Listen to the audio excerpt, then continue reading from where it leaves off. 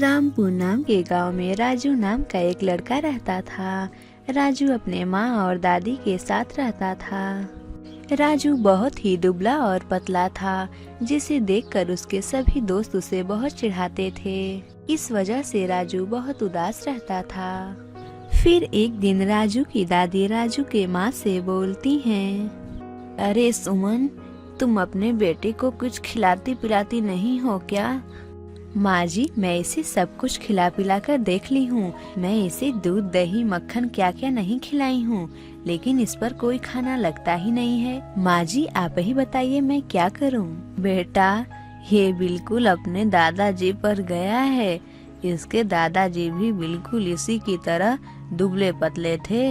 लेकिन दादी, मेरे सभी दोस्त मुझे लकड़ी लकड़ी कह के चिढ़ाते हैं। बेटा राजू, तुम दुबले पतले हो तो तुम्हारे दोस्त तुम्हें चिढ़ाएंगे ही, लेकिन बेटा इसमें तुम्हारी कोई गलती नहीं है। राजू, तुम उदास मत हो, जाओ और जाकर खाना खा लो। जब राजू अपने दोस्त के साथ खेल रहा था, तभी वहाँ पर दो और लड़के आते हैं। अरे ओ सूखी लकड़ी, ये बॉल मेरा है। नहीं नहीं, ये बॉल मेरा है। कल ही मेरी माँ ने इसे खरीद कर दिया था। सुन लकड़ी, तब तक ये बॉल तेरा था, लेकिन अब ये बॉल हमारा है। ज्यादा बोलेगा तो तुझे हवा में उछालकर फेंक दूंगा। नहीं नहीं, ये बॉल मेरा है। सूखी लकड़ी, तेरी इतनी हिम्मत, तू हमसे लड़ेगा? राजू, यहाँ से चलो, अब ये बॉल हमें नहीं मिल सकती। नहीं, ये बॉल मेरी है, मैं इसे छोड़कर नहीं जा सकता। राजू, अब यहाँ से चलो, अब ये बॉल हमें नहीं मिल सकती, हम दूसरी खरीद लेंगे। अपने दोस्त के बार बार मना करने के बाद राजू वहाँ से उदास होकर चला जाता है। राजू को उन लड़कों पर बहुत गुस्सा आ रहा था, लेकिन वो कर भी क्या सकता था। राजू और उसके दोस्त उदास होकर बैठे हुए थे। तभी राजू का दोस्त राजू से बोलता है, राजू चलो, अंधेरा होने वाला है, माँ हम लोगों का इंतजार कर रही होगी। नहीं सोनू, तुम जाओ, मैं कुछ देर बाद आऊँगा। ठीक है राजू, मैं जा रहा हूँ, तुम जल्दी घर वापस आना। राजू का दोस्त घर चला जाता है। अब राजू वहाँ पर अकेला बैठा था। थोड़ी देर बाद राजू ने भी घर जाने के लिए सोचा। राजू जब घर जा रहा था, तभी उसे रास्ते में एक केले का पेड़ दिखाई देता है। राजू उस केले के पेड़ के पास जाता है। तभी उस केले के पेड़ में से आवाज आती है, राजू, मैं जानता हूँ कि तुम क्यों उदास हो, इसलिए मैं तुम्हारी मदद करना चाहता हूँ। लेकिन कैसे? तुम तो एक केले के पेड़ हो, तुम बोल कैसे सकते हो? बोलने वाला पेड़, लेकिन तुम मेरी मदद कैसे कर सकते हो? राजू, मैं एक जादुई पेड़ हूँ, इसलिए मैं बोल सकता हूँ। मैं तुम्हारी मदद करना चाहता हूँ। जादुई केले के पेड़, आप मेरी मदद कैसे कर सकते हैं? राजू, ये सब जादुई केले हैं, इनमें से तुम एक केला खा लो, फिर देखो क्या होता है। फिर राजू बिल्कुल वैसा ही करता है। राजू एक केला तोड़कर खा लेता है। राजू जैसे ही एक केला खाता है, वो बहुत ही बड़ा और मोटा हो जाता है। वो बिल्कुल स्वस्थ हो जाता है और बहुत ही अच्छा दिखने लगता है। ये देखकर राजू बहुत ही खुश होता है। जादुई केले, तुम्हारा बहुत बहुत धन्यवाद। अब मैं बहुत अच्छा महसूस कर रहा हूँ। मैंने तुम्हारी इतनी मदद की, क्या तुम मेरी एक मदद कर सकते हो? हाँ हाँ, बोलिए, मैं आपकी क्या मदद कर सकता हूँ? मैं आपकी मदद जरूर करूँगा। रामू, मैं बहुत दिनों से प्यासा हूँ, क्या तुम मुझे पानी पिला सकते हो? हाँ हाँ, क्यों नहीं, मैं आपको पानी जरूर पिला दूंगा। इतना बोलकर राजू पानी लेने के लिए जाता है।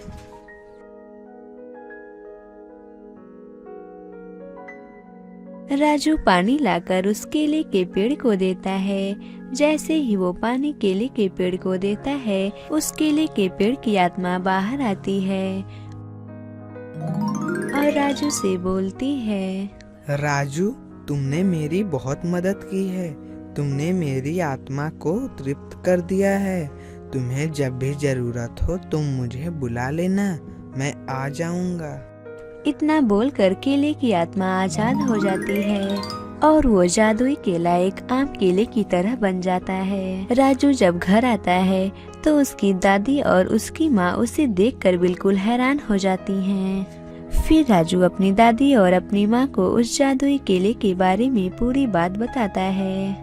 फिर कमल अपनी दादी से बोलता है, दादी मुझे एक बात नहीं समझ में आई, क्या पेड़ प्यासा होता है और उसकी आत्मा भी होती है? हाँ बेटे, पेड़ों में भी आत्मा होती है और उन्हें जीवित रहने के लिए पानी और प्रकाश की जरूरत होती है। बेटा, वो पेड़ जरूर श्रापित होगा जिससे आज तुमने उसकी आत्मा को मुक्त कर दिया है। बेटा, एक बात का ध्यान रखना, पेड़ों में भी आत्मा होती है, हमें उन्हें कभी काटना नहीं चाहिए। बेटा, पेड़ हमें ऑक्सीजन प्रदान करते हैं, उन्हीं की वजह से हम जीवित रह पाते हैं। मान लो अगर पेड़ जिंदा हो तो हम भी जीवित रहते हैं, नहीं तो हम इस धरती पर जीवित नहीं रह पाएंगे। बेटा, हमें कभी भी पेड़ों को नहीं काटना चाहिए। दादी माँ, आज से मैं अपने सभी दोस्तों को पेड़ के बारे में बताऊंगा और मैं पेड़ों में पानी डालूंगा जिससे वो लोग जीवित रह सके। फिर सोनू अपनी दादी और अपनी माँ के साथ हंसी खुशी रहने लगता है। इस कहानी से हमें ये सीख मिलती है कि हमें सभी की मदद करनी चाहिए और जितना हो सके हमें उतना पेड़ लगाना चाहिए, उसे कभी भी काटना नहीं चाहिए, जिससे हमारा पर्यावरण सुरक्षित रहेगा।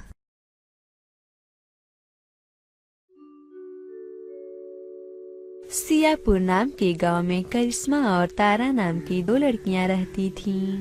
करिश्मा गरीब थी और उसके पिता सब्जी बेचने का काम किया करते थे। वहीं तारा एक अमीर परिवार की लड़की थी। करिश्मा और तारा की एक ही दिन शादी तय हो चुकी थी। फिर एक दिन करिश्मा के पिताजी उससे बोलते हैं, करिश्मा बेटी, आज मैं शाम को जल्दी नहीं आ पाऊंगा। क्यों पिताजी? शाम को सब्जियां ज्यादा बिकती हैं। अगर मैं शाम को घर नहीं आऊंगा तो सब्जियां ज्यादा बेच पाऊंगा, जिससे मैं ज्यादा मुनाफा कमा पाऊंगा। अभी तो तुम्हारी शादी के लिए 1.5 लाख रुपए जुटाने हैं। शादी के पहले तुम्हें लहंगा, कपड़े, मेहंदी, मेकअप का सामान, अभी पता नहीं क्या क्या खरीदना है। पिताजी, अगर आप शाम को जल्दी घर वापस नहीं आएंगे तो आप खाना कब खाएंगे? अगर आप खाना नहीं खाएंगे तो आप कमजोर हो जाएंगे।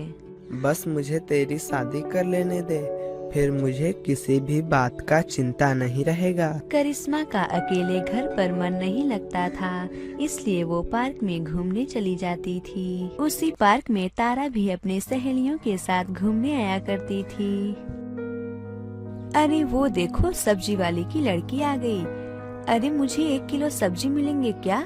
अरे वो सब्जी वाली, अरे ये कुछ बोल क्यों नहीं रही है? कहीं ये सड़े हुए सब्जी खाकर पागल तो नहीं हो गई है? अरे इसकी शादी जो तय हो गई है उस आइसक्रीम बेचने वाले राजू से। बेचारी करिश्मा उस आइसक्रीम वाले के सपने में खो गई है। मेरे पति आइसक्रीम की दुकान के मालिक हैं। बस तेरे पति बस इतने ही हैं और मेरे पति एक बिजनेसमैन हैं। वो तेरे पति के जैसे 10-20 दुकानें खरीद सकते हैं। और सुन करिश्मा, पैसे के मामले में तेरे पति से मेरे पति बहुत अमीर हैं। पैसे से क्या होता है? पैसे से तो खुशियाँ नहीं खरीदी जा सकती हैं। ओहो, आजकल ये बहुत प्रवचन सुना रही हैं। सुन, तेरी शादी और मेरी शादी एक ही दिन है।